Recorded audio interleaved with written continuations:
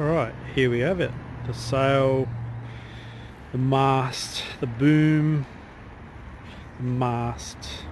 It's been fixed. Taking a bit of load, full downhaul. Seems to be doing the trick. So,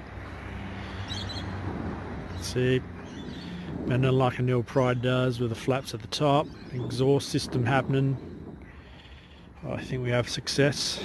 Next thing, we wait for the wind and give it a go.